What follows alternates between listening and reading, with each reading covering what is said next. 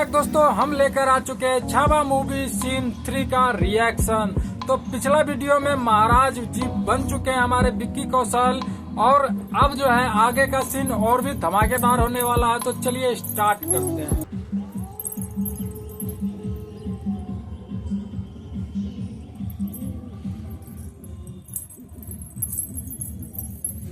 वीर धीर तलवार तीर हो, मर्द मराठा शूर वीर हो, युद्ध में कौशल गजब दिखावे, रिपु दमन कर शंख बजावे, जनमानस के भूप रहोगे, चरम चमकती धूप रहोगे, प्रसन्न रहे माता जगदम्बा, ओ छत्रपति ओ सहचर संभा। वाह वाह वाह वाह वाह। मित्र मीत रवि समान, कोई ना सहचर कवि समान।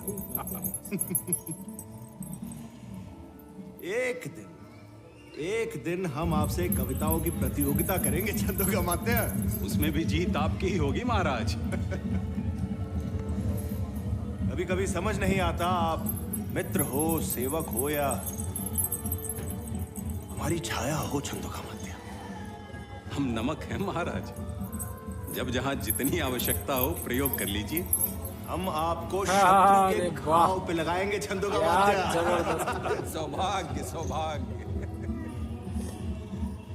आई भवानी के आशीर्वाद से सब कुछ कुशल मंगल रहा। अब महाराज की आज्ञा हो तो हम गिरकंड लौटने का सोच रहे थे। अरे 2 दिन बाद चले जाइएगा गणू जी। अब आप सिर्फ अपनी बहनों ही के अतिथि नहीं है, बल्कि मराठा छत्रपति के भी अतिथि हैं। बहन का घर है अमीर मामा, दादा साहब यहाँ रहने में संकोच तो करेंगे ही।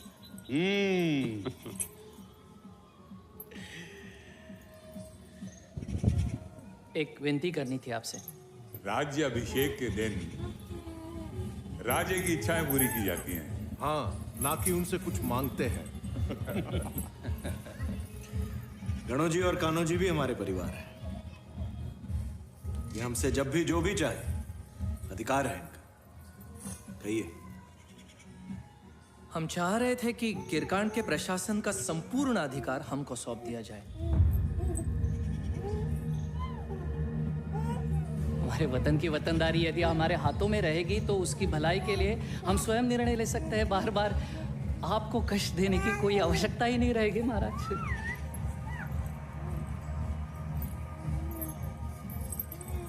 गणो जी, सिर्फ गिरकांड नहीं, पूरे दक्कन की प्रगति के बारे में सोचना चाहिए आपको। आप ठीक कह रहे हैं, परंतु बड़े महाराज ने हमारे बाबा को गिरकांड की वतनदारी देने का वचन दिया था। पर आबा साहेब तो खुद वतनदारी के विरुद्ध थे। उल्टा वो तो हमेशा कहते थे कि सबको विशेष सुविधाएं दे दी तो सब अपने बारे में सोचना शुरू कर देंगे, और हमारी आंखों के सामने हमारे ही लोगों के हाथों स्वराज टूट के बिखर जाएगा। कहना तो दूर, आबा साहेब ऐसा सोच भी नहीं सकते दादा। इसका अर्थ तो ये हुआ या तो हमारे बाबा झूठे थे या बड़े महाराज। बाप रे, गर्म आ गए।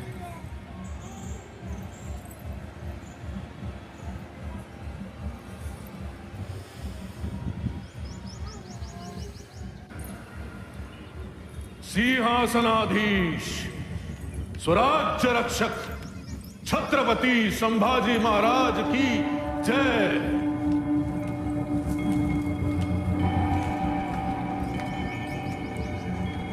इस घोषणा की खनगनाहट आपके महल में भी गूंजी होगी राजमाता, नहीं? बन गया वो स्वराज्य का छत्रपति। सोचिए, अगर आपके खुद के भाई सरलश्कर हम्बीरराव मोहिते आपका साथ देते तो हमारा प्रण अवश्य पूर्ण हो जाता। लेकिन अब क्या? अब राम राजे का छत्रपति बनना असंभव है। आपको दुख नहीं होता राजमाता?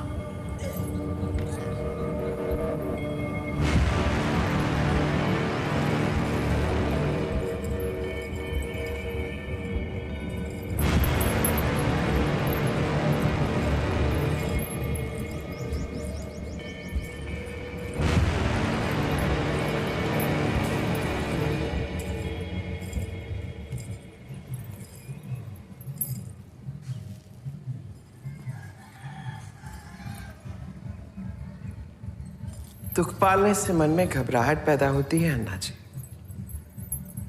घबराहट व्याकुलता को जन्म देती है और व्याकुलता के उत्पन्न होने से इंसान चिंतन में रहता है। चिंता उसकी नींद खा जाती है और साथ ही मर जाते हैं सारे सपने। बड़े महाराज के देहांत के बाद हमने जब भी शंभू को कैद करना चाहा, हम भी राव ने हमारा नहीं शंभू का साथ दिया। इसलिए जब भी राजनैतिक सपने पूरे करने हो तो अपनों से कोई उम्मीद नहीं रखनी चाहिए। अरे ये तो पूरा षड्यंत्रकारी है औरत है। ऐसी परिस्थिति में खैर बहुत काम आते हैं। क्षमा राजमाता, पर जब वो सिर्फ युवराज थे, राजगद्दी से दूर थे, तब भी आपके सारे प्रयास असफल रहे। अब तो वो छत्रपति हैं, मराठों के राजा। इस बार कोई चूक हुई तो अनर्थ हो जाएगा। जब राजा ही नहीं होगा तो सजा कौन सुनाएगा? बालाजी, छत्रपति संभाजी महाराज की जीवन गाथा का आखिरी अध्याय लिखना शुरू करें। भाई कैसे कैसे लोग यार।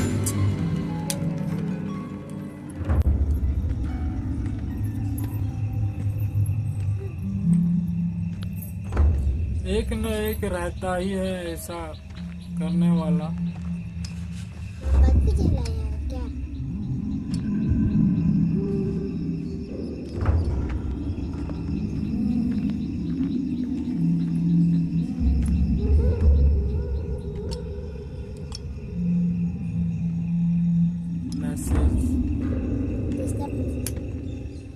राजा दुगमात्य, ये शहजादा मिर्जा अकबर हमसे क्यों मिलना चाहता है?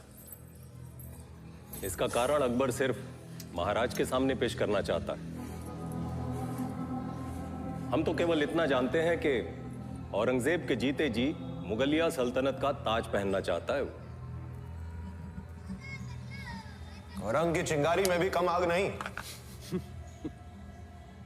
अवश्य कोई खास बात होगी, वरना महाराज से स्वयं मिलने का आग्रह वो क्यों करेगा? उसके इरादों के पीछे कोई षड्यंत्र अवश्य है महाराज। नीलोपंत जी सही बोल रहे हैं महाराज। अकबर, आखिर खून तो है औरंग का ही। क्षमा ये सजी, पर जब तक मिलेंगे नहीं तब तक सिर्फ अनुमान लगा सकते हैं अकबर की इच्छाओं का। और हमें लगता है ये तो है कि औरंगजेब का शत्रु होने के नाते वो हमारे काम आ सकता है। अगर आप मुगलों पर भरोसा जताने लगेंगे कलश जी, तो हमारा भरोसा आपके ऊपर से उठ जाएगा। जो अपने बाप का नहीं हुआ वो हमारा क्या होगा? अकबर का आपके करीब आना खतरे को गले लगाना है। आना तो वो चाह रहा है जिसे मिलने का न्योता हम स्वयं देकर आए हैं।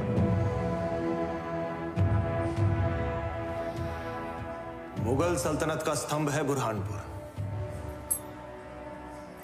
लड़खड़ाता ही सही, लेकिन औरंग दौड़ता हुआ आ रहा है हमारे पास।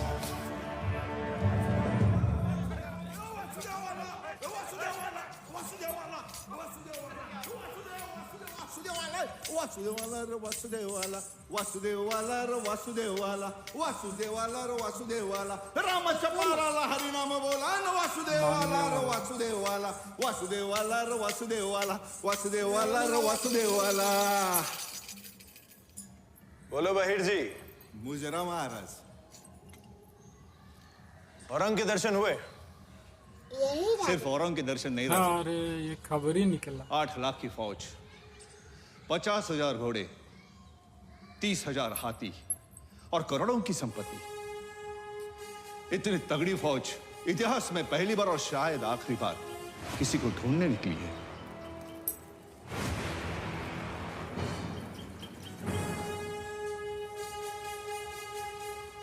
बहिर्जी औरंग का साया बनकर उसके आसपास रहना। यदि वो आधे रास्ते भटक भी जाए, उसे किसी भी तरह हमारी ओर मोड़ देना। तब तक उसके सुपुत्र की खातिरदारी करके आते हैं।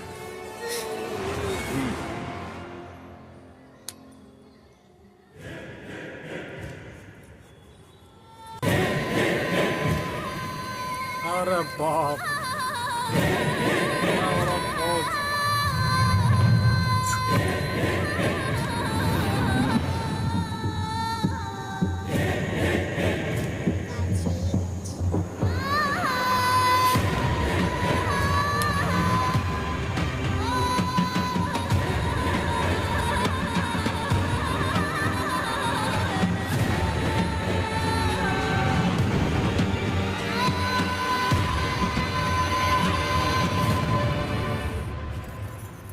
सखी, उम्र में सबसे छोटे मावले से लेकर सरलश्कर हम्बीर मामा तक सब परेशान हैं। क्यों? क्योंकि हम बिना अपनी सेना लिए शहजादे अकबर से मिलने जा रहे हैं। आपकी आंखों में जरा भी चिंता नजर नहीं आ रही। चिंता तो हो रही है, पर आपके नहीं, बेचारे अकबर की। शादी के दिन जिजाओ साहब ने हमें एक बात कही थी, भोसले परिवार का हर पुरुष पहाड़ी तूफान है, तो जिसकी गति को पर्वत भी नहीं रोक पाए, उसका कोई क्या बिगाड़ लेगा। कभी कभी तूफान भी दम तोड़ देता है श्री सखी। महाराज कृपा करें और ऐसी बातें ना करें। कोई आपसे मिलने की बेसब्री से प्रतीक्षा कर रहा है।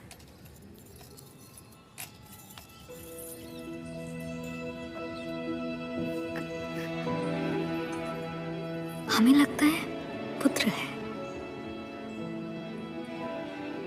एक और पहाड़ी तूफान आ रहा है।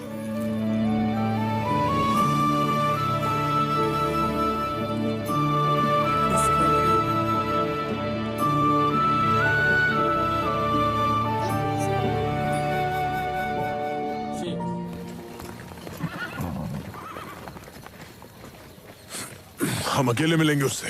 पर राजा,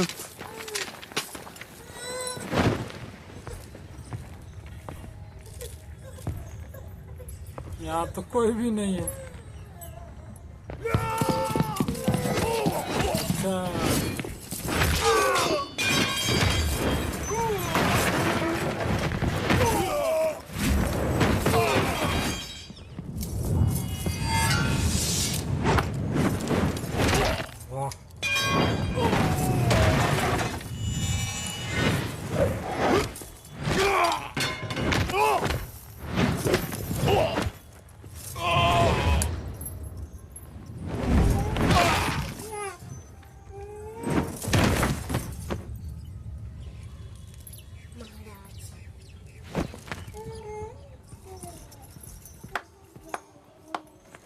सुभान अल्लाह, सुभान अल्लाह। छत्रपति संभाजी महाराज को जैसा सोचा था वैसा ही पाया। हम तलवार लेके शामियाने में आपका इंतजार कर रहे हैं और आप हैं कि निहत्ते हमसे मिलने आ गए। हम हमारी तलवार का आदर करते हैं, और वैसे भी यहाँ सांप के बच्चे को तलवार से नहीं, उंगलियों से पकड़ते हैं, मुट्ठी में दबोच के मारते हैं। हम तो बस इतना देखना चाह रहे थे कि हमसे जो मिलना चाहते हैं वो खुद आने की जहमत करे या किसी बहरूपिये को भेज देंगे। हमारा बहरूपिया भी इनका यही हाल करता। कहिए, बिन बुलाए मेहमान बनने का कष्ट क्यों किया? महाराज, एक खबर उत्तर में फैली है कि दक्खन के सिपाही किसी से नहीं डरते, तो चल पड़े अपने घर से आपके घर, आपकी जाबाज सेना की मदद से अपना मकसद पूरा करने। कमाल है, उत्तर तक यह संदेश नहीं पहुंचा कि स्वराज के योद्धा मुगलों के लिए नहीं लड़ते। आप तो बुरा मान गए और हमें लगा बड़ी आसानी से मान जाएंगे। आप और हम एक जैसे ही तो हैं। नई पीढ़ी, नया जुनून, नए ख्याल, नया जोश। हम हर हिंदुस्तानी को स्वराज की गद्दी पर बिठाना चाहते हैं और आप स्वयं अपने अब्बूजान को मारकर सर पे ताज पहनना चाहते हैं। हमारे युद्ध और आपकी जंग में बहुत अंतर है शहजादे। ये तख्त है ही ऐसी चीज राजे, अपनों को अपने ही हाथों से मरवाती आ रही है। ये तो आप सिर्फ मुगलों का इतिहास बता रहे हैं। हमारे अतीत में झांकेंगे तो हर कहानी में सिर्फ शूरवीरता के किस्से सुनने को मिलेंगे आपको। इज्जत भले ना दीजिए, पर तौहीन तो ना कीजिए राजा जी। बगावत की फितरत सिर्फ हमारे खानदान में नहीं, आपके परिवार में भी है।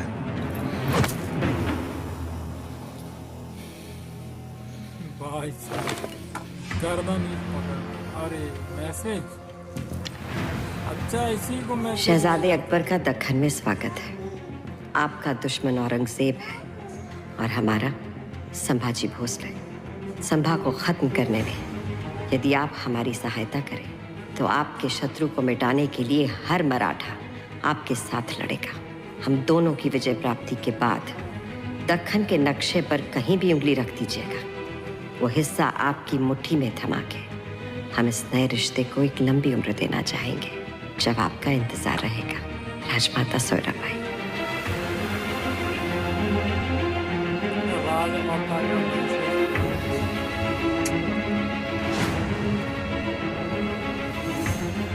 आपकी सहायता तो नहीं कर सकते, पर एक वचन अवश्य दे सकते हैं। जब तक आपके पांव दक्खन की धरती पर हैं, औरंग के हाथ आप तक नहीं पहुंच पाएंगे।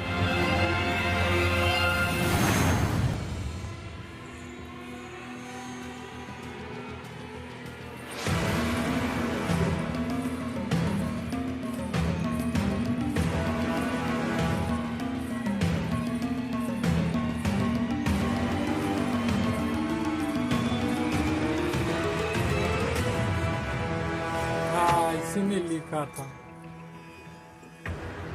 महारानी, जिस सुंदर लिखावट से हम स्वराज का सफल इतिहास लिखवाना चाहते थे, उसी लिखावट से आपने महाराज को इतिहास बनाने का प्रस्ताव लिख दिया। महारानी, लिखा तो हमने ही था, पर विचार हमारा नहीं था। क्षमा कर दीजिए महारानी। जिस तरह गलतियां करना हर इंसान के स्वभाव का हिस्सा होता है, उसी तरह क्षमा करना भी मानव का कर्तव्य होता है।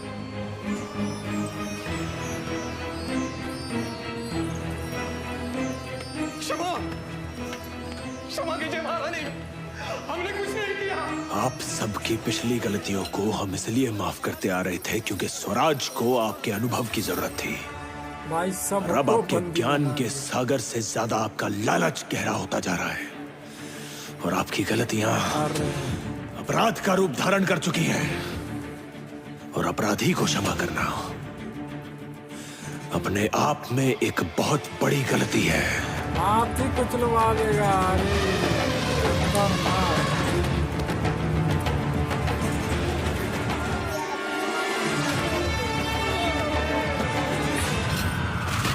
अरे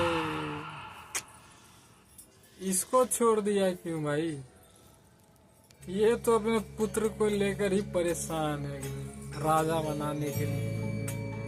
ये परित्तु सागा बना के करेगा भी क्या?